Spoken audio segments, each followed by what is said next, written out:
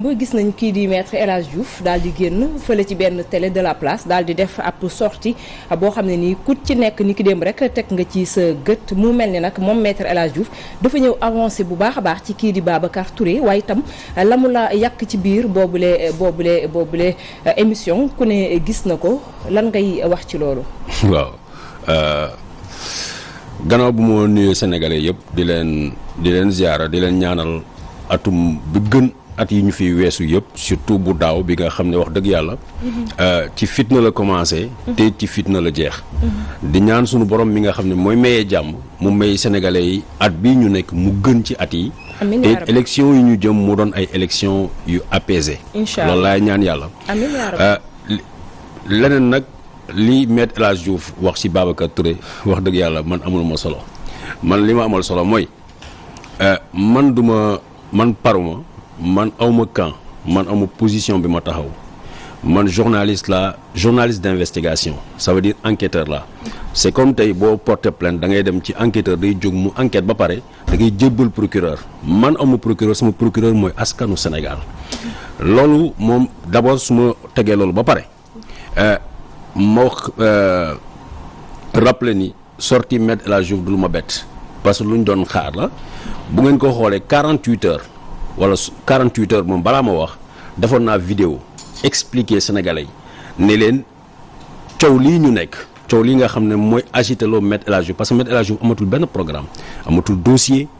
kenn mënutul bëggatul liggéey ak moom parce que moom sa vie problème mu Adji Sarr Ousmane Sonko moom lay yenn moom lay féetewee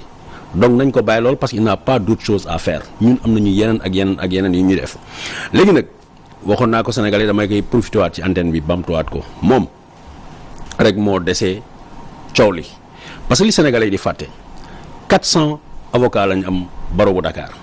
400. barreau bu Sénégal du moins parce qu'il y a pas de barreau de Dakar. barreau du Sénégal la 400 avocats lañ am ñaari avocats Dior Diagne et compagnie def nañu consulter nañu avocats yu bari pour jox leen dossier bu caaxaan bii ñëpp bañ nañu ñaar ñoo ci nangu mooy Abdou Dialy Kane ak El Hadj Diouf El Hadj Diouf booy fréquenté avocat yi booy fréquenté tribunal ñëpp dañ lay wax soo amee dossier boo bëggee mu am xumba mu am tàcc mu am fecc mu am baara mbay dañuy jël El Hadj Diouf loolu la ñëpp di wax léegi nag moom bu ñu ko dugalee ci dossier bi dañ ko dugal pour baara mbay bi ak loolu waxoon naa ko damay profité waat antenne bi mu wax ko Maître El Hadj Diouf doo avocat bu sérieux Maître El Hadj Diouf mësul gagné benn procès à la régulière procès bu normal procès tappale procès politique procès deal yooyu rek lay def donc loolu moo ko bàyyi ci dossier bi Abdou Dialy Kane mi nga xam ne mooy l'avocat bi ñu dénk dossier bi xam na ni dossier bi tappale la xam na ni dossier bi fen la buñ ko fayee ba pare li ñuy wax honoraire ak yooyu moom ci la ci pare waxatu ci mu ci see def benn déclaration ku ci def déclaration mooy Maître El Hadj Diouf parce que ñoom lii seen objectif waxoon naa leen ko depuis le début mooy gàqal deru Ousmane Sonko loolu rek la du pour tëj ko kaso du pour dara mais wax ni kii di woote ibaadu kii di woote ni moom salafiste la en réalité mais wax jooju mais dès le début dès le comment on appelle affaire bi le 3 février la ci dans la nuit du 2 ou 3 février la xew le 5 février laa def benn vidéo expliquer leen les Sénégalais yi li ma leen ragalal mooy ngeen génn ci biti ñu toppee leen pour participation à une organisation non autorisée attroupement atteinte à la sûreté de l'État waxoon naa ko Sénégalais ne leen fa lañ jëm parce que yii yëpp dossier bi tappale la pour ñu mën a dem jugement pour ñu dem tribunal mais yow juge d'instruction bu fekkee ne affaire bi dem na instruction wala yow enquêteur wala yow procureur da ngay am ay éléments yi ngay teg dossier bi amul élément dossier bi waxi Adji Sarr la waxi Ousmane Sonko te Ousmane Sonko sax dafa nekk sincère dafa nekk franc gis nga bu taxawoon ni mësuma woon dem fële bu fekkee ne néew na mësuma dem foofu Ndeye Khady mooy wax Ousmane Sonko ñëw na fii jëkkëru Ndeye Khady mooy wax Ousmane Sonko ñëw na fii Adji Sarr mooy wax ne Ousmane Sonko ñëw na fii mais Ousmane Sonko bu taxawee mu ne ñëw ma fa kenn mënu ko prouver ni ñëw na fa parce que li nga xam ne moo war a prouver surtout mooy téléphone yi bu ñu bornee téléphone am da ngay xool encore seen dossier tappale dëgg la parce que seen pour la première fois ñu gis un dossier sérieux un dossier criminel amul li nga xam ne mooy kii réquisition téléphonique parce que bi ñu ko seetee ci numéro Ousmane Sonko gis nañ ni waa ji mosu faa demee ak téléphone am. D'accord. Donc lan moo si des waa ji moo taxaw mu ne waa dem naa fa loolu lañ am. À part ça wax naa ko dama koy waxaat Maître El Hadj Diouf maa ngi dégg barki démb muy wax ADN du dëgg du dëgg laa ci mën a wax. ci loolu ñu bëgg a avancer donc. amuñu ADN. ADN bi muy wax noonu. parce que bu fekkee dafa wax ADN kon ça veut dire que dossier en cours bi mu wax ne dinañ ko ubbiwaat fii ki fan wala sax ci mois de janvier bi wala sax 2022 bi. donc mën nañu am yaakaar ne ADN boobu muy wax ci la sukkandiku pour wax ne dinañ ubbiwaat procès. ñi ci wax di yow dong sax ñu ci bëree bëri ñu xam ne ànd nañ ci dossier bi nee na dañoo teel a wax ay tappale ak yooyu yëpp nee na dafa teel ndax mu ngi ci loxo justice. waaw li ne ci loxo justice mooy lan. mooy procès verbal bi Sénégal yi yëpp jot. mooy mennum procès verbal ba ci am ci procès verbal bi dañuy constituer lépp li nga xam ne mooy élément yi nga xam ne moom lañ am moom la ñu ni ñu koy waxati. moom la ñuy dajale li ñu wax su voilà mooy élément yi ñu constituer yoo xam ne dafa bokk ci dossier bi. amu ci test ADN boo xam ne def nañ ko et puis bu ñu naroon def test ADN foofu c'est très important ñu expliquer ko nit ñi li nga xam ne mooy section de recherche bu gendarmerie première anomalie bi ci am du section de recherche moo waroon sax enquête affaire bi puisque Dakar la xewee division des investigations criminelles moo waroon a gérer dossier bi c'est-à-dire lii mooy wane ni précipitation bi ci nekk division des investigations criminelles moo gère un dossier parce que c'est une affaire criminelle présumée criminelle qui se serait passée ci biir ville u Dakar dikk moo ko waroon a enquête d'abord ñu tëggi loolu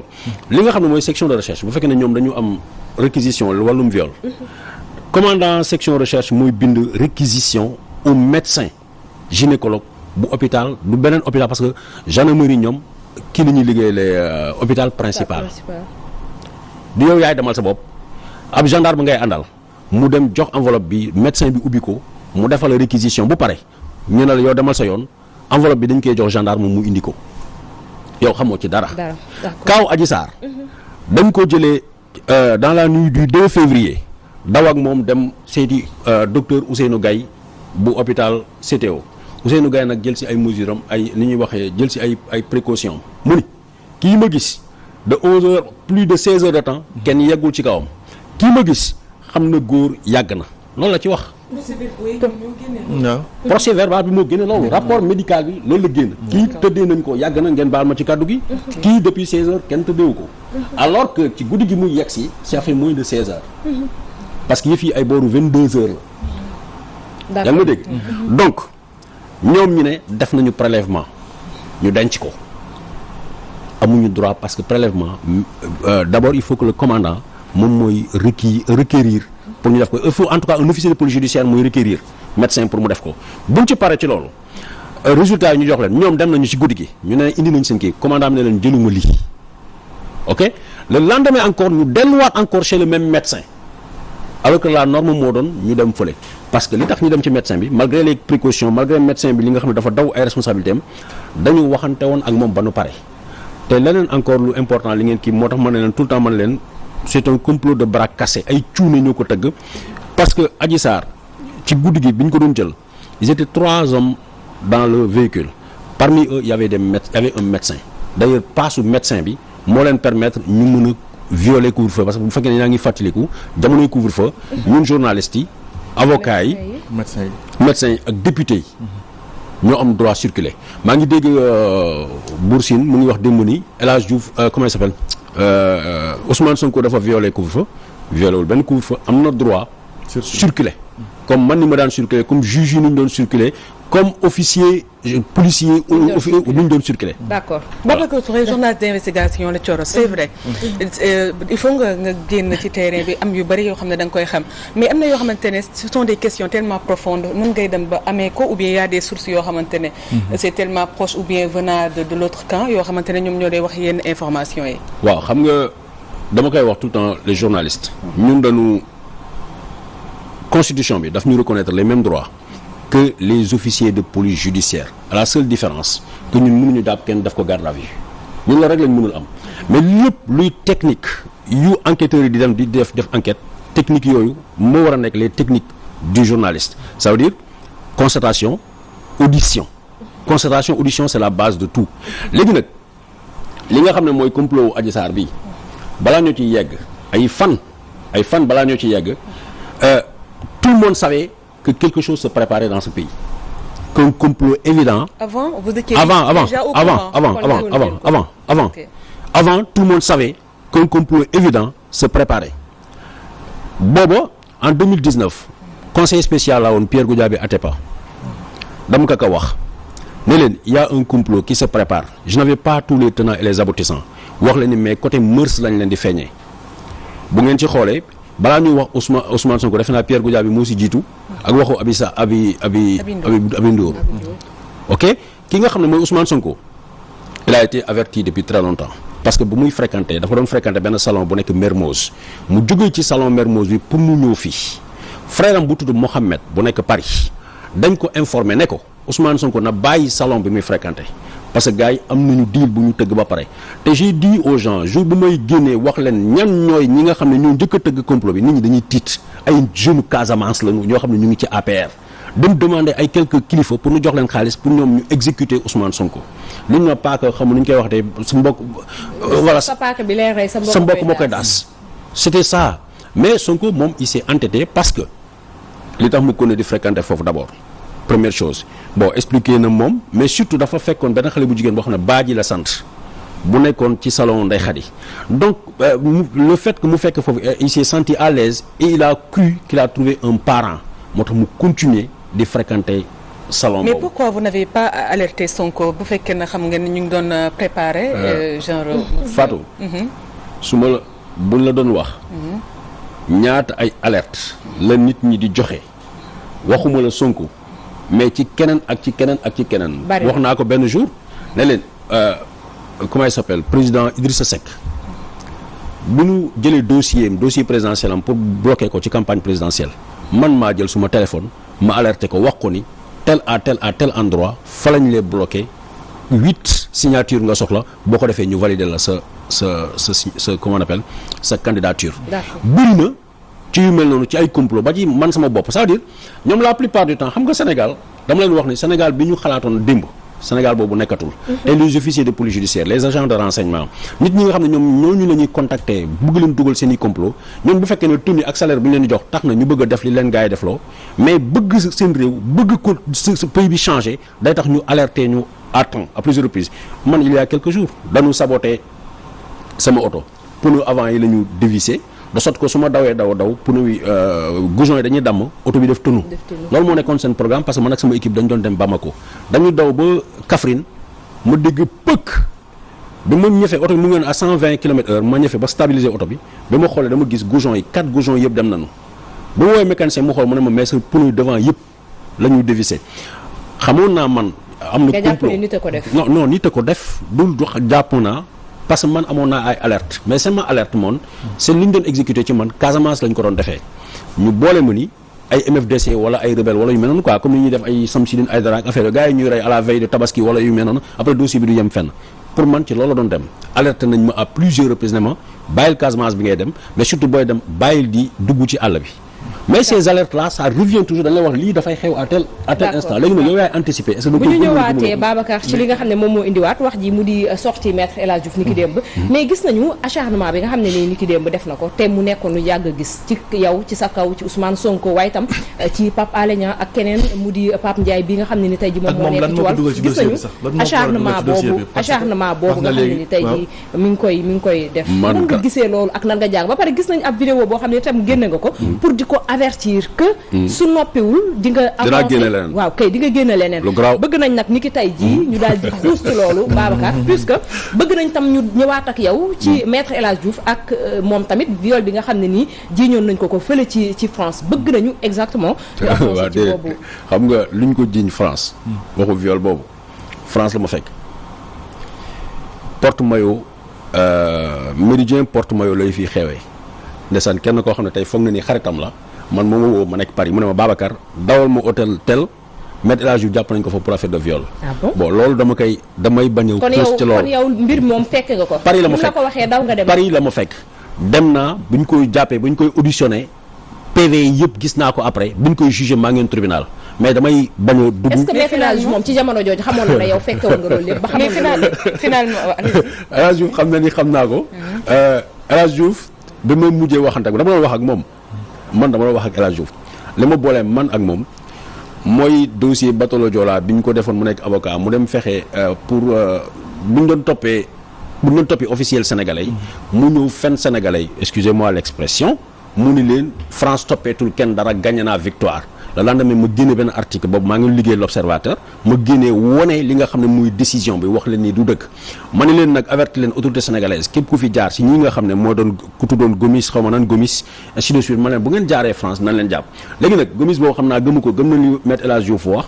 benn jour da doon dem voyage fan mu def escale Paris nag ñu ne ko ràpp téye ko pendant plus de 2 ans wala 3 ans def na ko sous contrôle judiciaire en France loolu loo xam ne Maître El Hadji Diouf musuma ko baal wax na benn boy ne ko sa boy boobu traître la parce que voilà ainsi de suite mais li nga xam ne nag mooy sortie mi Maître El Hadji Diouf dañu ni fàtte benn élément problème yi yëpp lan moo ko indi Maître El Hadji Diouf bi keroog bi Ousmane Sonko jógee wax 94 milliards yi la ki nga xam ne mooy Mamour Diallo mi perte liggéeyam après parce que da ngeen koy fàtte dafa perte liggéeyam dafa jël un certain nombre de personnes pour ñu défendre ko mooy ay journalistes yu mu engagé mais aussi ay avocats. moom Mamour Diallo parmi ces avocats il y a Maître El Hadji Diouf donc contentieux am ak Sonko mu ngi commencé parce que li ngay def mooy da ngay défendre sa client da ngay wax ne kële lu muy wax dafay fen fa la commencé. kon Mamour Diallo dafa jàppoon ne li ko tax a ñàkk liggéeyam Ousmane Sonko ci. mais bien sûr dossier boobu la dossier 94 milliards yooyu la boobu la même bu fekkee ne ba léegi mu ngi ci ngooy loolu moo tax il faut ñu xoolaat encore la position du président Macky Sall parce que ñi nga xam ne dañ leen épinglé pour ay détournement xaalis pourquoi et au nom de quoi mu continuer di liggéeyat ak ñoom. parce que tey Mamour Diallo c'est quelqu'un d'important à Louga gis nañ ni ba mu ngi liggéey mu ngi recruter ki nga xam ne mooy la dame Aminata Mbengue Ndiaye pour mu ànd ak moom donc c'est à voir quoi est-ce que xaalis boobu duñ ko luubal après duñu détourner pour dem financer ay campagne électorale il faut qu'on se pose des questions donc leneen Mamour Diallo bi mu ko jëlee comme avocat léegi phase boobu jeex na am na moment ñu ñoo tase ak benn xale bu jigéen bu dof boo xam ne da doon liggéey ci Sweet Beauté ñu dàq ko fa li tax ñu dàq ko scoop la bu ma leen di jox fii ci plateau bi ab député bu parti Macky Sall bu très actif bu noonoo ak Ousmane Sonko la ñu fekk Adji Sarr yéeg ci kawam toog ci kawam di fóonante ak moom Ndeye Khady bett leen loolu moo tax ñu dàq Adji Sarr xam nga yaa ngi dégg Ndeye Khady di wax yéen a ngi dégg Ndeye Khady di wax dama ko dàqoon mu ñëw saraxuma moo tax ma jëlaat ko daf ko bett ci kaw député boobu député boo xam ne ndeysaan nag bu jege Touba fa laa yem mais est-ce que mën nga ñu ñëwal soit ci député bi kan la exactement. non dama leen jox tur député bi mais dina génn mais pas précisé daa wax rek mais non man xam naa député bi député bu noonu ak Ousmane Sonko la xool leen dans le rang des députés yi nekk tey actuellement au parlement dañ ko fekk ci kaw xale bu jigéen bi toog ci kawam ñuy def seen affaire yooyu quoi comprendre nga léegi nag loolu la ñu dàqee Adji Raby Sarr ci octobre 2019 ci 2020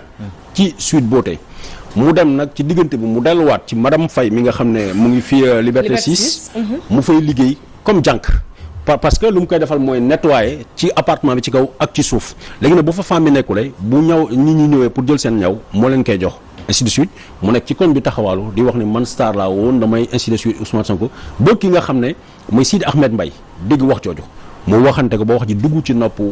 Mamour Diallo ñu ne nag léegi dañuy tëgg suñu plan pour ñu noppiloo Ousmane Sonko c'est ça la base de ce dossier léegi nag Mamour Diallo qui revient encore qui récupère Adji Raby Sarr qui entre en contact avec Sidi Ahmed Mbaye et Adji Sarr c'est tout à fait normal que El Hadji Diouf taxawaat loolu rek moo si dugal El Hadji Diouf léegi nag son acharnement coûte que coûte parce que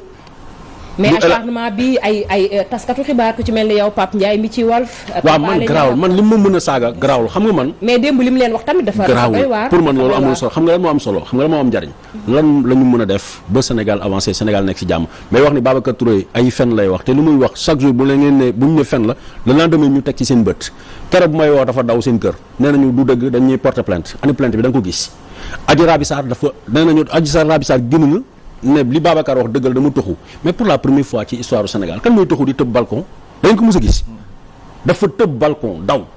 mais loolu tam yow prouvé woo ñu ko. waaw mais parce que non waaw parce que du ay éléments yoo xam ne filmé nga ko. te boo ko filmé it mënoo ko diffuser du ay éléments yoo xam ne filmé nga ko mais da nga am ay témoins clés. Adji Raby Sarr fu mu yeewoo lu mu def matin midi soir j'ai un compte rendu détaillé de ce qu'elle fait détaillé laa la wax. lu ma bëgg a xam ci dëkk bi dama koy xam. venant de Babacar parce que ce qui loolu day na de parce que dama bay tëb miir kan moo war a mën a gis à ce moment ba mën laa jox information. ñi ko doon wër ñi ko doon wër. d'accord ñi ko doon wër. boole ci nee naa la dafa daw nekk ci station. ñu ne lu dëgg. ma boole leen ci bi mu toggee ci station bi jaaxle mu woo Sidi Ahmed Mbaye nekku fa loolu fii laa koy waxee encore dafa jël taxi arrivé payé bi mu yegsee Sidi Ahmed Mbaye récupéré ko ci guddi gi xamul fu mu ko yóbbu parce que ñemewu ko yóbbu seen kër parce que ci coow li gars yi dugal nañ ci Maodo Malick Mbaye tudd ko mais il n'a rien à voir il n'est pas au courant de cette affaire là te xam naa nit ki xamin boo xam ne s'il avait été informé de cette affaire là booy bii du ci dugg. est-ce que aussi amul ñoo xamante ne Babacar Touré mënuñ leen jox ay information yoo xamante ne ay fausse information la rek pour xam nañ ne yéen da ngeen di dem ci enquête bi ba jeex ba ci man ñi may jox information waaw mooy ñoo xam ne dañuy jël information jox ko ab nguur pour mu attaquer beneen nguur comprendre li ma la wax. yéen a bokk foofu dama toog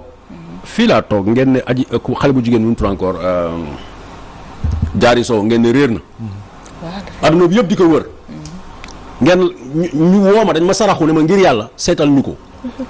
ma dox si premier jour ma am ci ay faisceau deuxième jour man may l'un des rares journalistes bu jógee Ziguinchor comment on appelle Dakar fii dem seeti ay waajuram parce que am naa fi ñu ma ko localiser la te du localisation xam nga en matière d'information matière de renseignement da ngay am ay plusieurs sources nga recouper waxuma information source journalistique mais man je fais au-delà de ça. mais mën na am ay sources yu encagoulées yoo xamante ne on sait jamais man du ma wax ak source encagoulée man ñi may waxal xam naa leen ay 15 ans xam naa leen ay 20 ans nekk naa ak ñoom ci ay dossiers maa jóg taxaw ne leen Sénégal xale bii ñu ni wër mu ngi Belgique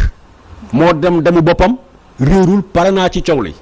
ba tey bu ngeen mën a delluwaat ci kéwuloo ci li ñuy def di ngeen gis affaire pourtant te kenn waxu ko Adji Raby Sarr nee naa la matin midi soir li mu def am naa rapport détaillé xam naa fu mu dëkk les différents appartements yu ñu ko luweel xam naa leen fi mu daw dem ci xale bu jigéen bu perdu boobu nekk Mermoz mu héberger ko këram la kan mooy xale bu jigéen boobu lan mooy viam lépp xam naa donc c'est pas son premier déménagement. lii du premier déménagement non dafa fàq. li ma tudd mais parce que dafa doyal. Adji Sarr lu muy def mooy cuisine ba douche ba saal ba. ci kaw doyal boobu. am na démb loo évoqué ci benn vidéo mi ngi circulé déjà ci internet bi ci diggante Adji Raby Sarr ak kii di Maître El Hadji Diouf donc bëgg nañu Babacar ci kaw loolu nga détaillé comme jox nga ñu léegi scoop ci ki nga xam ne moom moo di Adji Raby Sarr ak Sweet Beauty ak Ndeye Khady Ndiaye benn député APR bëgg nañu li nga xam noonu ci Maître El Hadji Diouf nga am loo xam ne ni même bu dul lépp ngay détaillé nga am looñu ci ñamal puisque dafa acharné wu démb surtout que nag man lu mu wax si man garaawul lu mu wax si man parce que ay saaga taxul fenn. man li may wax. mais moom su amee fitu taxaw jiiñ la lii. yow xam war nga am fitu taxaw riposté ci kaw ay lu ma wax baax na baal naa ko lu ma wax baal naa ko dama ni Maître El Hadji Diouf am na fu muy yegg dafa am li tax mënutul jege Adji Sarr. danaa ko lan moo waral loolu. non loolu beneen affaire la. mais du Adji Sarr kase. parce que am na beneen Adji Sarr ak beneen xale bu jigéen bi nga xam ne mooy hébergé woon Adji Sarr. d'accord du ñu laalee Maître El Hadji Diouf. waaw parce que souvent ay mésentente ngay bëgg a wax mooy ñu doon jàppale Adji Sarr ñu bëri dañoo noonu ak moom maintenant te am na ay mouvement ak yeneen yoo xamante ne ñu ngi ci derrière te ba tey. xam nga fu muy neexee mu defati conférence de presse ne ko Adji kaay maa fii kaay toog loolu du ngeen ko gisati. mais comme loolu duñu ko gisati. am na vidéo yu ko remercier gis nga Babacar. waaw yow Fatou Babacar ak fi ñu bëgg exactement nga laal fa. donc dañu bëgg nga ñëw ci foofu exactement lan la Babacar xam ci diggante Adji Sarr comme ni nga xamee Adji Sarr la koy taxawoon a jóge Sweet Beauty il faut nga dikk ci loolu lan nga xamal Maître El Hadji Diouf diggante bi ak Adji Sarr. ak xale bu jigéen boobu lan moo nekk problème bi. waaw yow da ngay expliqué ñu exactement dama la ne waxtu boobu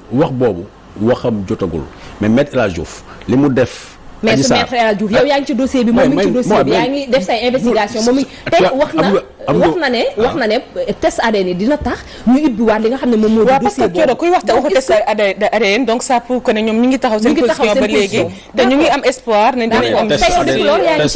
ngi ci kii bi défendre test ADN bu la neexee mais amuñu benn élément Ousmane Sonko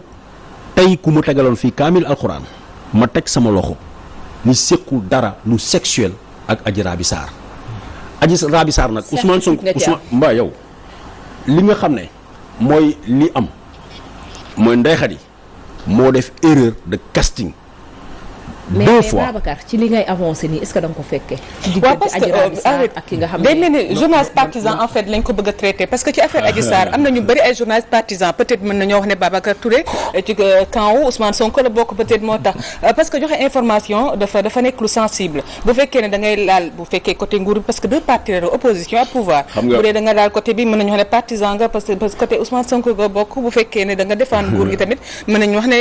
sa côté ni ngay analyser nguur gi nga àndal. xam nga man maay le seul journaliste sénégalais. maa jël équipe. maay benn journaliste. bu dugg ci salle suite spa beauté bi après scandale bi. keneen dugg fa. man maa gis. ci reportage bi nga fa def. man maa gis néeg yi man maa gis buntu yi man maa gis ni kër gi tëddee man je suis l'un des rares journalistes ak waa Sene News ñoo xam ne xam nañu Ibrahima Coulibaly yëndu nañu ak ñoom. gis nga néeg bi Ndeye Khady nekkoon kii nekkoon comment il s'appelle Adji Raby Sarr ak te néeg bi buntu bi du tëju mu nekk fa ak Ousmane Sonko ak néeg bi nga xam ne jëkkëru Ndeye Khady mu ngi fii dafa mel ni man ak oustaz nañu toogee. xanaa kon foofu la nekkoon bi mu nekkee ak député boobu. foofu la. moo tax mu bett ko foofu la moo tax Ndeye Khady ñëw dugg ci biir mais lu bokkul ak loolu. lu bokkul ak loolu ki nga xam ne mooy Adji Raby moom laa doon wax léegi ne la. Ndeye Khady moo def erreur de casting mais moo def erreur yu bari parce que soupçonné woon na quelque chose que Adji Raby préparait quelque chose elle était hyper agitée am nañu xale bu góor mooy Sidi Ahmed tey xam nañ ni moom la qui était fréquent dans la maison léegi nag li ngay def ci lu mel noonu xam nga ñu ngi wax ni envoyé na SMS ni mu ngi ñëw xam nga mës ngeen dégg ñuy wax waxu envoyé na message ni mu ngi ñëw dafa am benn naar moo ñëwoon pour ñu maase ko mu ñëwoon pour seeti Ndeye Khady fekku fa Ndeye Khady mu envoyé ko message ne ko maa ngi taxaw sa place boobu ak léegi di la xaar gisuma la Ndeye Khady mu ngi hôpital mënu loon wax mu def capture d'écran message bi mu envoyé ko Adji Raby aji bi mu jotee capture d'écran bi dafa ne am na client bu taxaw ci biti boobu ak léegi mu ngi lay xaar aji dafa jël capture d'écran mu envoyé ko Sidi Ahmed mooy capture d'écran bi donc nit ku mel noonu boo soupçonné ni mu ngi préparé benn affaire doo ko garder sa kër mais erreur bi mu def mooy daf ko bàyyi ba li ciy xew yëpp xew ci léegi nag li tax ma ne la xam naa am naa certitude parce que Adji Raby Sarr yéen ñëpp ñu ngi dégg barki dem maa ngi dégg El Hadj bu ko neexee mu ne xale bi am na 16 ans bu ko neexee mu ne xale bi am na 21 ans bu ko neexee mu ne xale bi am na 19 ans Adji Raby Sarr ay ne nañ ma sax bàyyil di ko wax taxawaaloom du fii la commencé. béy taxawaaloom du fii la commencé Adji Raby Sarr dafa jëloon appartement fii en face suma bureau. comment ko ñu waali foofu ci Ouest Foire ak benn copine bu tudd Nabouja lañ fa doon def xam ni ko dañ doon entré guddi dañ doon entré bëccëg maa ko wax assumé ko nañu porter plainte donc ci li nga wax noonu assumé que ñu war a porter plainte déjà yow loolu dawoo ci dara mais li ma jaaxal mooy li nga daw ci sa diggante ak maître El Hadj Diouf ak li nga expliqué ci vidéo ba tey loolu moo ma jaaxal lan nga ciy daw exactement pour bañ ko wax nit ñi xam ko man faalewu ma ko moom xam na loolu moo tax na nga war a wax exactement lan nga xam ci maître El Hadj Diouf ak kii di Adji Sarr dañu ne du ñuy wax cooki fin ba chef de bande cooki fin lañ koy reyee yaa ma dégg su ma ko waxee day tëj dossier bi xam nga man dama ne woon damay bind livre am naa tënk man lu rëy kon li nga bëgg a wax ci dossier bi la wala li nga xam ci maître El Hadj Diouf diggante Adji Sarr li nga ci xam rëy na puisque bu fekkee day tëj dossier pour me calmer la yëfu caga la yëfu caga waaw yëfu caga yooyu la ñu bëgg ngay wax ñu exactement ci dossier ci affaire Adji Sarr ma ne lan la ma ne waaw lan la parce que Fatou am nañu ci am na ñuy dem bay expliquer Babacar am na ñuy dem bay expliquer journaliste la ça fait 19 ans ça fait 19 ans avant dossier bi Babacar wala ci biir dossier bi après dossier bi waaw bu koy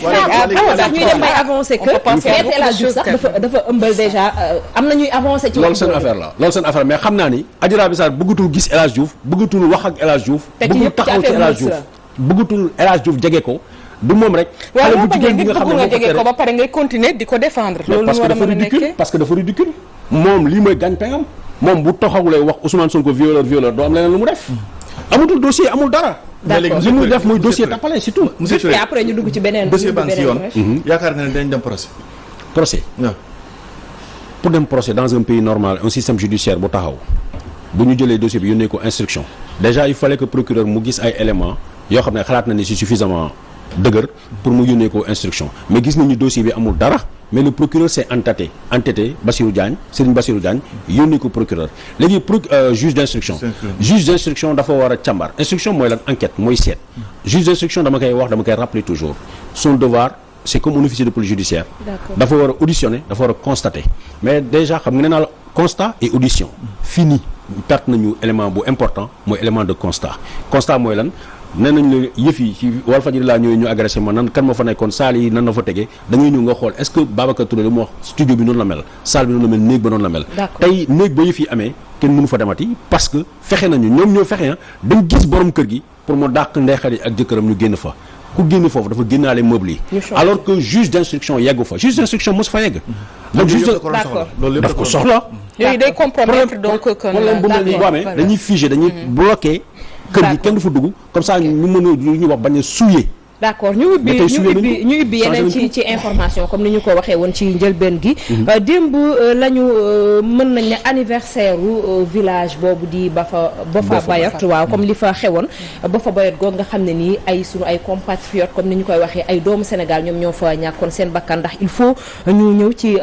mbir moomu. ndax ni ki démb la woon waaw démb la am 3 ans. te xam nañ ni Babacar Touré mi ngi ci dossier boobu en même temps est-ce que enquête bi mi ngi avancé. waaw. d'abord bu ñu jaalee ñi nga xam ne seen mbokk yi ñàkk nañ ci seen bakkan damay wax ni ñaari dëj lañ fa am ñaari dëj d'abord 14 personnes ñi nga xam ne dee nañu ñu rey leen fa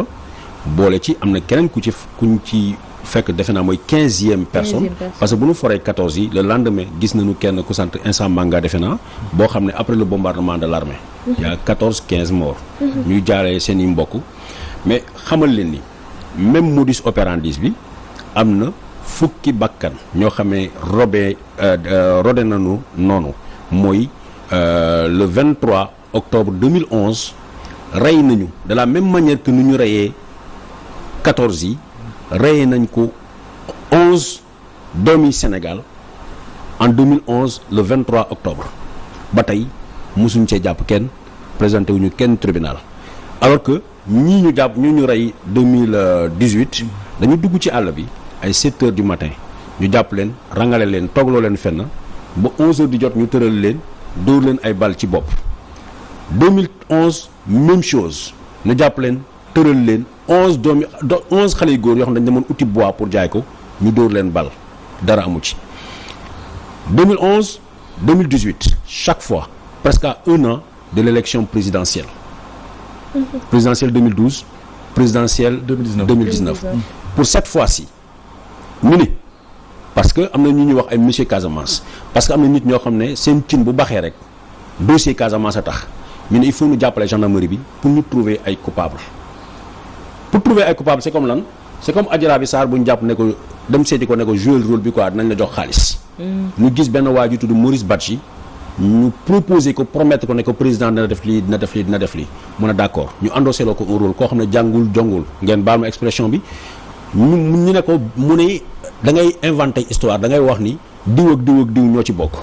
xam naa man am naa chance sax ba nekku moon Sénégal période boobu ba dugaluñu ma ci liste bi waa ji ne man Maurice Badji dañu amoon réunion bu ñu woote benn journaliste bu tudd René Capain Bassène moo woote réunion pour ñu dem rey ay nit ñu ne ko mu ne waaw mu dem ci kër benn waa ji tudd Aliou Badji boo xam ne Aliou Djiba boo xam ne moom mën na tapé ci ordinateur mu tapé ne ko tuddal ay tur mu tudd 10 personnes donc moom ci boppam ne moom moo fekkee réunion bi nga xam ne le 3 janvier lañ ko def da ngeen def réunion le 3 janvier ci ab dëkk publiquement ngeen wax dañuy dem rey nit service de renseignement yëguñu gendarmerie yëgul kenn yëgul yéen ñëpp ngeen préparé coup boobu pour dem defi ko le 6 xam nga ça c'est un peu olé bu mu joxee 10 liste 10 tam ci biir 10 yi am na benn waay ju tudd Nafawut Ibou Sané Nafawut moom it ñu manipuler ko comme ni ñu manipuler Badji moom it ñu promettre ko les mêmes choses Macky Sall na la jàppale nañ la wuti liggéey na def moom it mu ne d'accord mu joxaat moom tamit 10 personnes ñoo xam ne ñoom la gën a bañ muy 10 plus 10 ça fait 20 ci biir 10 yi mu joxee moom beneen dof encore bu tudd Jean-Christophe Diatta moom it mu ne d'accord na deal bi ñu koy proposé d'ailleurs ñoom bu ñu leen jàppee ñoom ñetti ñooñu dañ leen yóbbu camp gendarmerie bu Néma fa la ñu nekk ñu leen solal maillot ñu leen jox ndëkki ñu leen alors que ñu ngi buggal seen yeneen morom yi ñooñu ñoo constitué liste bi ñu wax ni ñun 23 lañu léegi nag. 26 da nga jàpp ne les vrais coupables nekkuñu. jamais été pris man wax naa expliqué naa parce que dama dugg ci àll bi man ak sama équipe dañu dugg ci àll bi ñun ñooy les seuls journalistes ñu dem fekkee àll bi nga xam ne fa la ñu reyee nit ñi gendarmerie sénégalaise bi nga xam ne comme même tappale bi nekk ci kaw dossier Adji Sarr nee naa leen juge d'instruction masul teg tànkam ci salon Sweet Beauté ba salon ba dañ na gendarme Sénégal mosuñu teg seen tànk fi ñu reyee nit ñooñu alors que man journaliste simple journaliste ak sama équipe ñeme nañu dem ba ci àll boobu fi ñu reyee nit ñi xool nan la àll bi tëddee. encore beneen chose yow en officier de police judiciaire ñun la rey nañu nit ay nit fële gendarme yi demuñu armée ñi mënut a dem population civile ñoom ñoo woote chef de village bu Da Silva Edouard Da Silva bu Boffa Bayotte moo woo ay mbokkam ne leen ñii ñu rey fële suñuy mbokk lañ bu fekkee ne rebelle yi ne dañuy rey waa Casamance bi nañ dem ñu reyaale ñu ñooñu ñoo dem récupérer néew yi ak blessé yi génne leen indi leen ci tali bi gendarme yaa ngi taxaw croiser les bras ñu jox leen ko loolu d'abord muy benn affaire bu ko xam ne kenn mënu la ko expliquer parce que le rôle de la gendarmerie c'est d'aller partout sur l'ensemble du territoire national ak nu mu mën a demee fu ñu ko wax ni crime wala délit am na fa mu dem taxaw fa mais bougé wuñu ñu indi leen néew yi loolu mooy d'abord le fait que ay civils ñoo xam ne sont pas préparés sont allés sur ce terrain là dañuy def lu ñuy wax modification volontaire d'une scène de crime bu ñu nee nit rey na fii nii deretaa ngi tuur foofu kenn amul droit dem fa ku dul enquêteur bu bokk ci équipe bi mais bàyyi nañu population yi ñu dem ñu génnee leen léegi bu ñu paree ci loolu ñoom ñu ngi le 9 janvier 2018 la ki nga xam ne mooy Issa Diack nekkoon section de recherche commandant ñu daal di ko envoyé comme Rambo mook ay gangsteram ñu yegg si Ziguinchor ñu fekk gendarmerie bu locale bi commencé woon na enquête ñu ne gendarme yooyu yéen pousse leen fële super gendarme yi ñëw nañu ñooñu ñu jox leen liste ok ñii la ñu war a jàpp tak ñu dajale le 13 dans la nuit du 13 janvier au 14 ñu dem débarquer kër René Capain Bassène bi ñu ne mu ngi ci liste bi ñu ne ko téye ko dem am encercler benn village bu tudd Toubacouta lépp lu fay xale bu góor lépp lu fay góor bu valide te sa tur nekk ci liste bi ñu ne leen rapporter yóbbu leen dugal leen ci kaso bi. ba tey ñoom ñëpp ñu des ci kaso bi. ñu ngi ci kaso bi. li lay won ni lii c'est ridicule ab mag Sénégal bu am 80 ans juróom-ñeent fukki at. defe naa kooku tal na leneen lu dul complot dem di rey ay nit 82 ans yaa ngi wax Boffa Bayotte yëf yi dara xawul Boffa Bayotte. fu mu xewee. yëf yi mu ngi xewee dans la forêt de Bayotte Est moom ak Boffa Bayotte. mais ñi ça fait 11 kilomètres. déedéet. mosta am. lan mooy différence bi. entre Boffa Bayotte ak Boffa Est. dafa mel ni ñu ne la Grand Dakar ak Yëmbal rek léegi nag waa Grand Dakar ñoo génn dem ba Yëmbal dem jëli néew yi ñu tuddee drame bi Grand Dakar la xewee. d'accord parce que loolu c'est tellement grave que même l'armée le lendemain le lundi ba ca topp xam nga yëf yi samedi la amoon le samedi le 6 lundi ba armée bi dafa boucler le village de Boffa Bayotte parce que si on voit que même la chaîne de responsabilité bu nekk armée amuñu renseignement ni yëf yi du fii kon problème am na ñu encercler dëkk ba léegi nag Boffa Bayotte mu ngi nii Toubacouta nekk ca wet ba même bu ñu la nee sax rey Boffa Bayotte la amee du benn doomi Boffa Bayotte bu ñu jàpp dugal ko ci kaso bi ci yëf yi amul Toubacouta la ñu concentré jàpp ñaar fukki nit ak ñett 23 personnes. ñu René Capain Bassène ñoom ñëpp foofu lañ. René Capain Bassène dëkku fa Ziguinchor la dëkk mais René Capain Bassène c'est un journaliste qui s'est spécialisé ci wàllu question comme tey rek tey nu ma toggee di wax bu ñu waxee dara ma enquête ma ne nu ñu wax du dëgg suba mënuñu xëy rek ñu ne am na ay rey ñu rey Fouta Babacar Touré bokk na ci c'est la même chose ñu xëy ñu ne René Capain Bassène comme c'est la grande gueule moom moo ñu empêché parce que gars yi nga xam ne moo wax naa la ñoom ñooy agité autour de la question de la Casamance yu ci bare chef rebelle yi amuñu confiance ñoom mais par contre am nañu confiance ci René Capain Bassène fu heure bu ko neex mu jot leen lu ko neex ñoom complot bi ñu war a teg kooku mu génne leen mu ne lii du dëgg donc loolu moo xew ñu jàpp ñaar fukki nit ak juróom-benn jàpp ci père bu 82 ans ba mu dee seen loxo alors que paa boobu 82 ans 1992 ba keroog ñu koy jàpp kaso mosuloon dellu Toubacouta Ziguinchor la dëkkoon Seyni Sané xam nga lu tax parce que 1992 pour ñi nga xam ne ñoo xam Ziguinchor amoon na raaf yu bëri ñu jàppaa yu bëri ñu ne ay rebelle la ñu dugal leen fii ak ñoom la bee jama ko xam ne naa ngi koy fàttaliku ci événement Casamance. waa Toubacouta pas yëpp ba ci village alentour yi dañ ne Seyni Sané mi traître la moom moo ñu jaay armée bi bu fi ñëwee dañ koy rey paa yi bu ñu jógee prison bu ñu ñëwee ñu ne Seyni Sané dafa dellu si waat 1996 paa yi delluwaat dëkk ba mais Seyni Sané ñi mu wut a teg tànkam ci dëkk bi kooku nag la ñu fekk Ziguinchor nag waa mais sur les papiers yow yaay chef de village mu ne maay chef de village mais mosuma fa dem. xalaat nga d'accord mais lan moo tax ba léegi procès amul. procès du am procès buy am ay ñaar ñett nit je pense que la ñuy yóbbu xam nga loolu amul tax c'est comme dossier Adji Sarr bi rek parce que c'est vide xam nga à part jàpp ay nit dóor leen ne leen waxal ni yow laa def li amuñu leneen tu t'imagines ñu ne rey nañu 14-15 personnes on s'attend à quoi une police scientifique sérieuse da ngay am ay balles ay douilles ay photo de corps yu nit yi ñu rey ay armes yi nga saisir parce que bu ñu ne nit dóor na nit bal même fekkee ne Babacar Touré am na fital da ngeen di jël fetalam ngeen xool ndax buy bi bal bi sama fetal moo ko tiré defuñu ci beneen encore lu doy waar section recherche laa leen wax de gendarme yëpp mabba jóg Dakar dem seeti leen foofu xam nga lan lañ fa fekk fetal maq dóob lañu jàpp ci kër Abdoulaye Diédhiou benn paawu sëriñ boo xam ne Dakar gii la nekkoon sëriñ la